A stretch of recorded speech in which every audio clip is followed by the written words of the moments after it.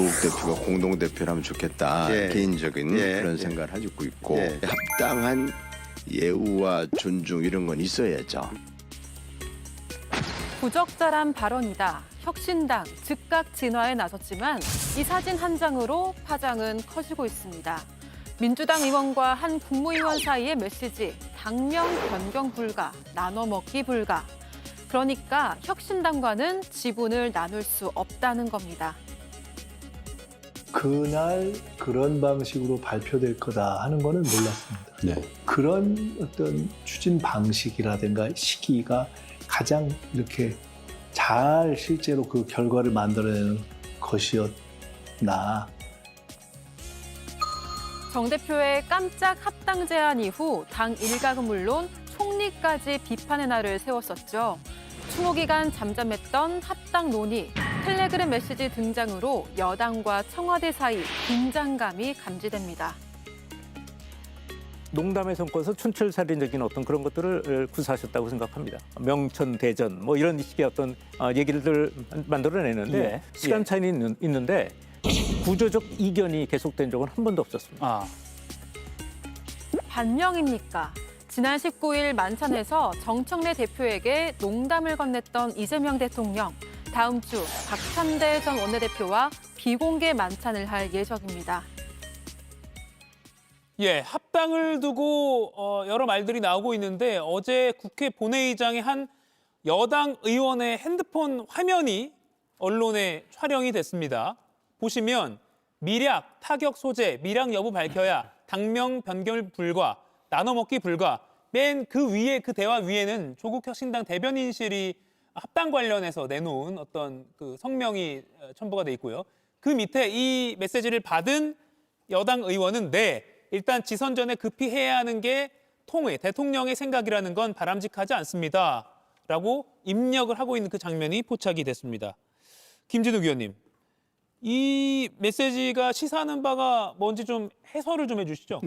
이 메시지는 지금 당내에 조국 혁신당과 이 통합을 당에 대한 합당을 하는 것에 대해서 이견이 있는 분들도 있을 수 있는 부분이 있다. 그리고 다양한 의견이 지금 노출되고 있는 중이다. 뭐 그 정도에서의 의미를 저는 부여하면 맞다고 보고요.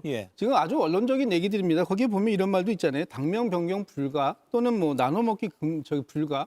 이런 거는 기본적으로 저희가 아직까지 아무런 이런 구체적인 내용에 들어가지 않았어요. 사실상 왜 지금 합당이 필요한 것인가? 그리고 지금 그 합당을 해서 무엇을 얻고자 하는 것인가 하는 부분에 대해서 당원들이 토론의 시간이고요. 그 토론에 이어서 당원들이 전당원 투표를 통해 가지고 합당 여부를 결정하면 그때부터 아마 그럼 당명 통합을 하는 것을 전제로 했을 때 당명은 어떻게 할 것인가? 또는 뭐 어떤 구체적인 뭐 지분이라든지 이런 부분들의 얘기가 있을 수 있을지 모르겠습니다만 지금 이 시점에 저런 얘기가 나온다라는 것은 너무 먼 미래에 대한 얘기를 나누신 얘기 같다라는 생각이 들고요. 지금 국민의힘에서도 황운하 의원께서 이 합당을 했을 때 조국 대표께서 공동대표가 되는 것이 좋겠다라는 본인 개인의 생각인 것 같습니다만 그 말씀을 꺼내자마자 조국 혁신당에서도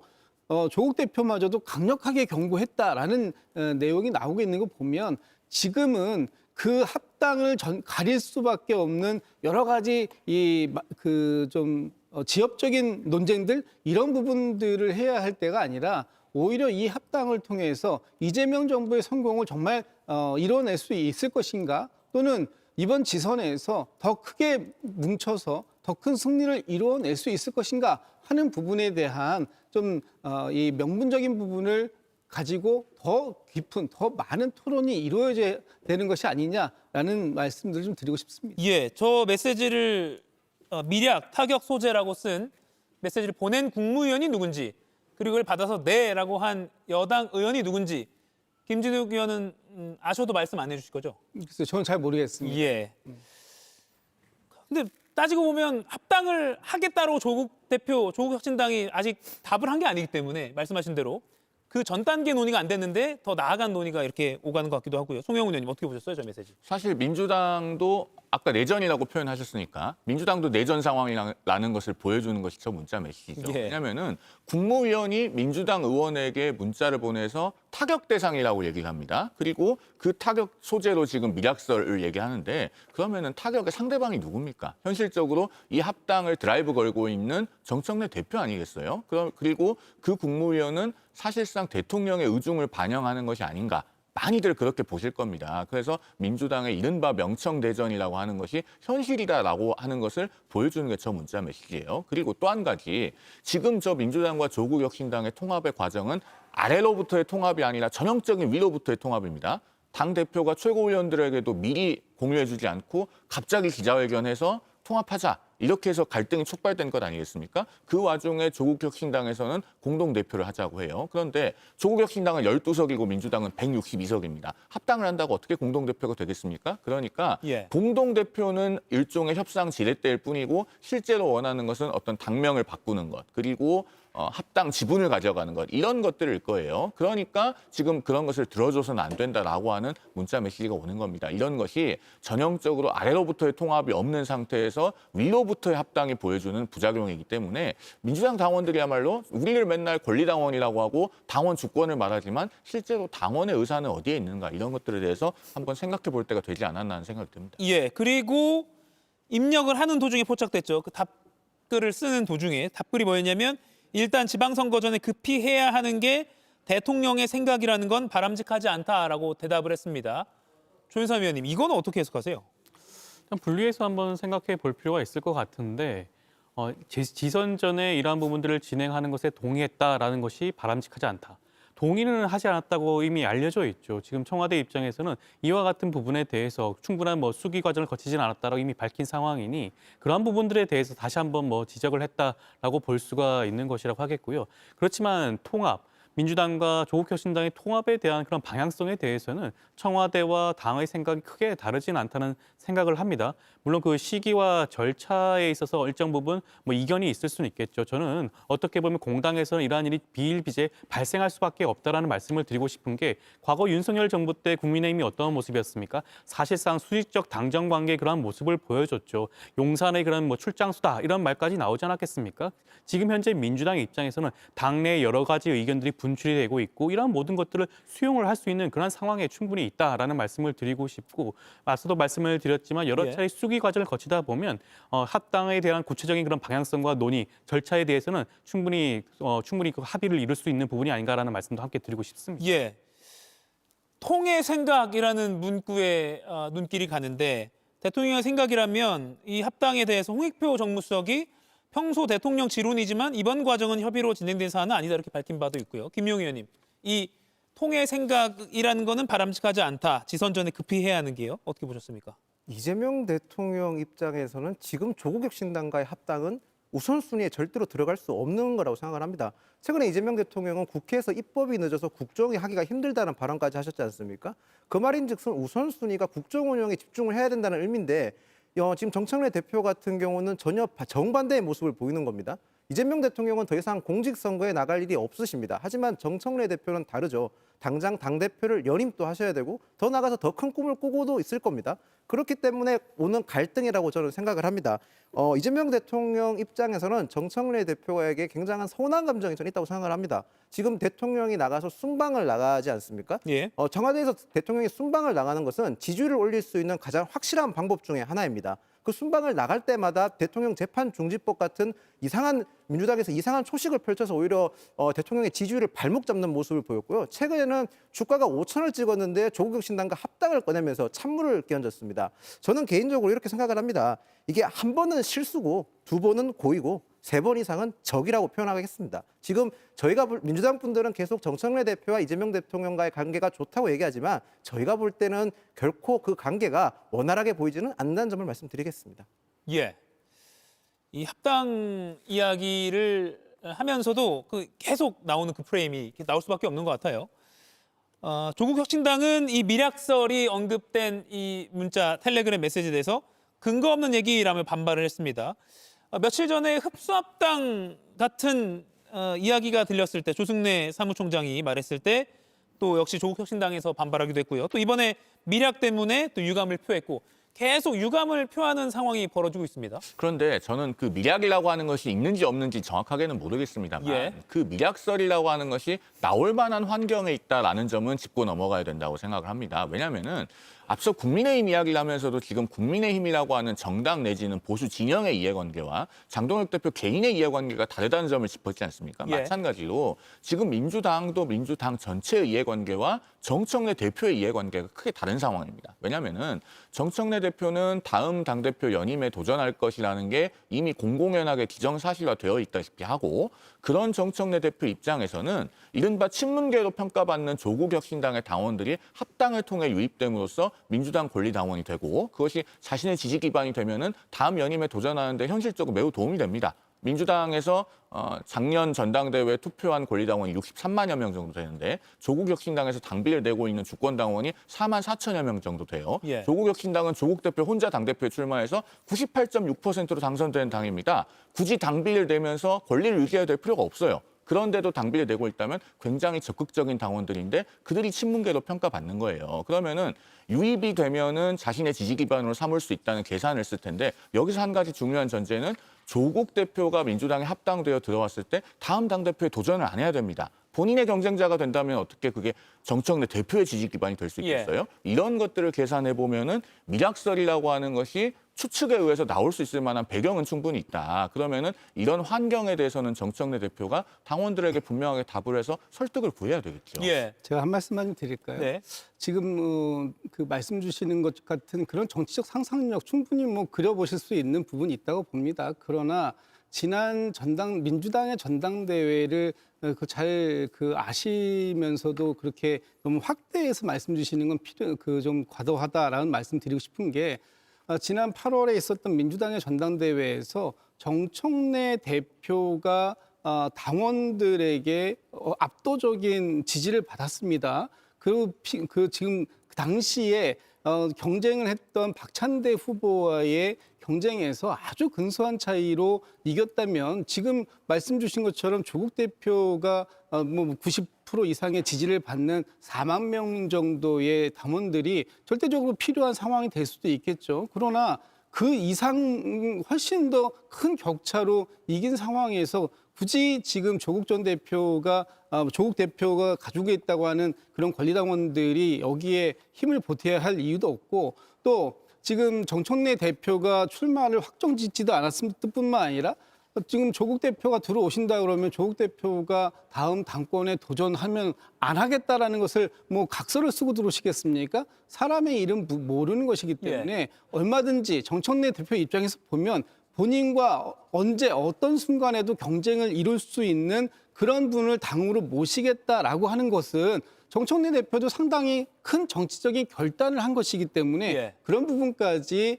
마치 두 분이 소위 뭐 짬짬이를 하는 밀약을 했다라는 것처럼 그런 뉘앙스로 말씀 주시는 것은 과도하다 이런 말씀드립니다. 짧게 반론을 짧게요? 드릴까요? 왜냐하면 정청래 대표가 다음 당대표 연임에 도전하게 되면 그 상대는 박찬대 의원이 아닐 거지 않습니까? 김민석 총리가 이미 나는 당대표에 대해서 로망이 있다라고 당권 도전에 대해서 시사한 상황입니다. 그렇다면은 다음 민주당의 당대표 선거는 총선 공천권이 걸려있기 때문에 아마 사생결단으로 치러질 가능성이 있어요. 그렇게 해서 1대1 구도가 매우 첨예하게 형성되면은 이 4만 4천여 명이 신규 유입되는 건 적은 숫자가 아닙니다. 63만 명에 대비해서 제가 계산을 해봤더니 지난 전당대회 때 민주당에서 투표를 한 권리당원들의 한 7% 정도 되거든요. 그런데 1대1 양자 대결에서 7%는 굉장히 큰 숫자입니다.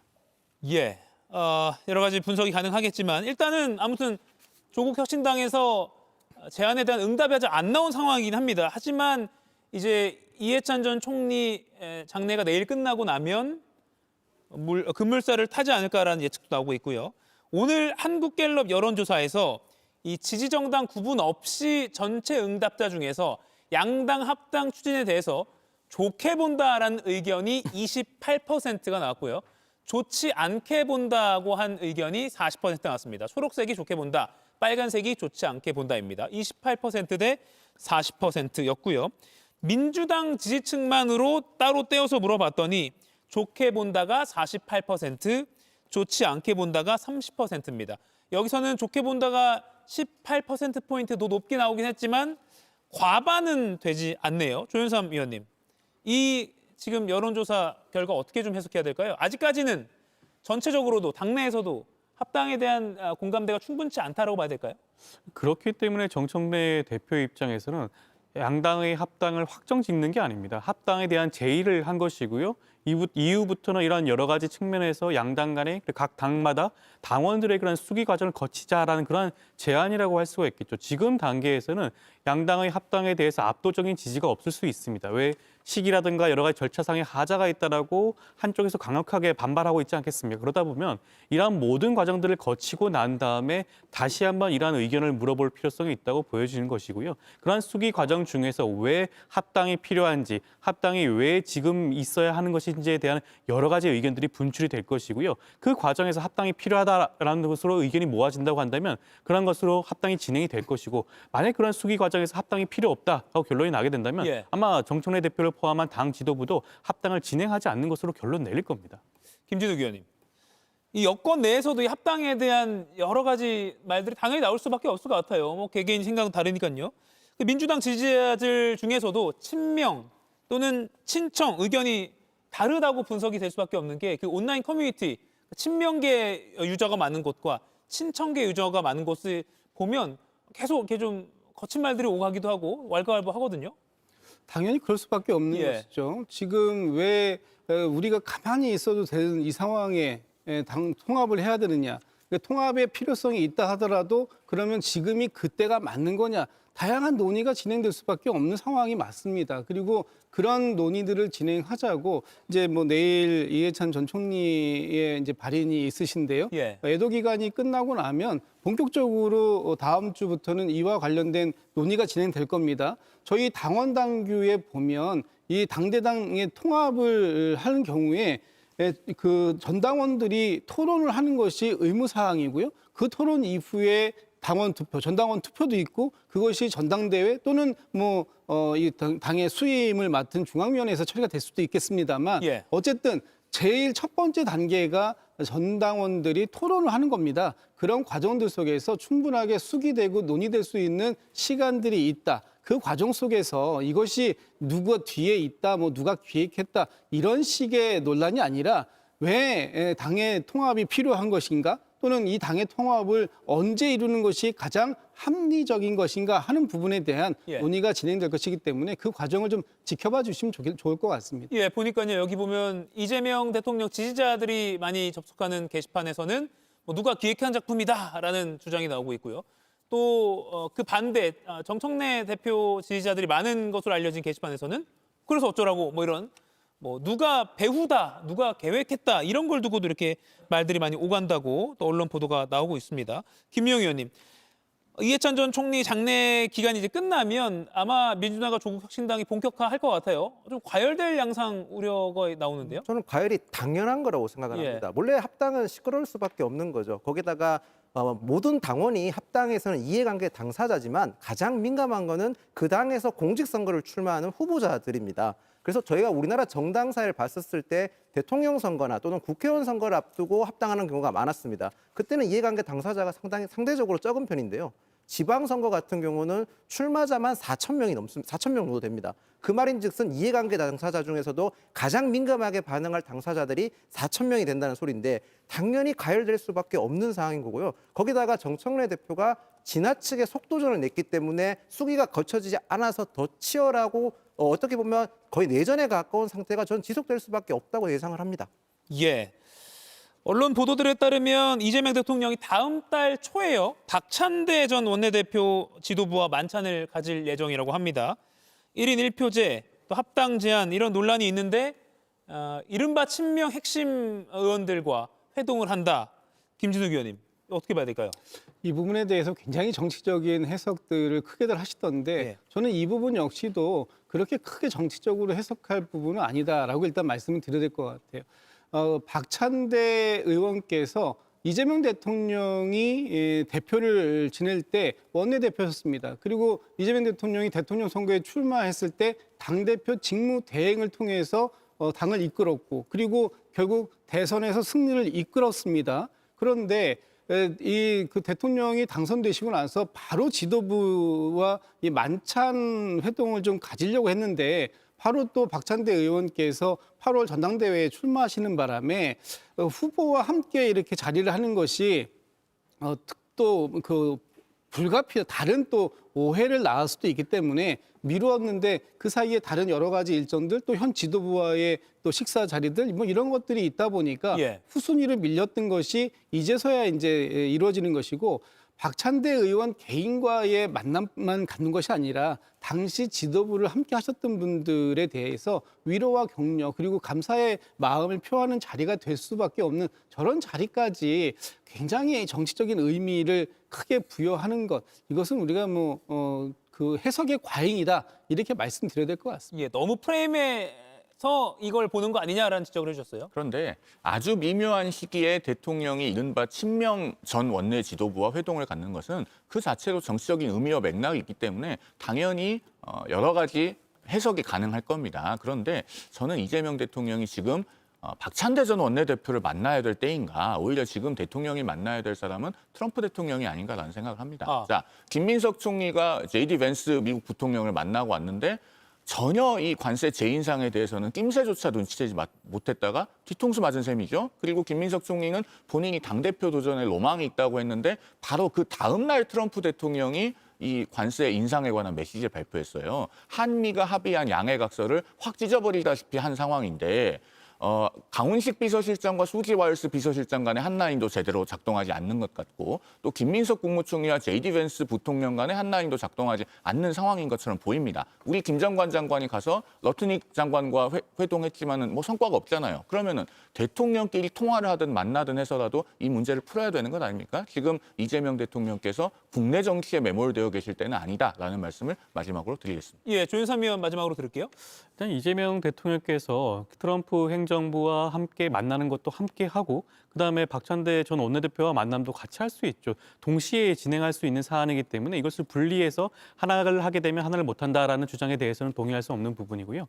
박찬대 전 원내대표와의 그런 만남에 대해서 너무나 정치적인 의미를 부여할 필요성은 저도 없다고 보는 것이 아마 구체적으로 그런 부분들에 대해서 어떤 내용들이 나온다고 한다면 회동 이후에 관련된 보도라든가 내용이 흘러나올 수밖에 없을 겁니다. 만약 그렇다고 한다면 오히려 청와대는 굉장히 부담이 될 수밖에 없는 사안이거든요. 지금 어떻게 보면 앞서도 여러 차례 얘기가 나왔지만 뭐 청와대와 당 간에 어떤 갈등이 있는 것이 아니냐 이런 것들이 여러 부분들의 언론 보도를 통해서 나오고 있는데 그렇다고 한다면 과연 이번 만찬 회동을 통해 가지고 그러한 내용들에 대한 얘기가 나올 것인가? 저는 오히려 그런 것들을 철저하게 통제할 필요성이 있기 때문에 정치적인 의미를 부여하지 않는 그런 만찬 회동이 될 가능성이 높지 않을까 싶습니다.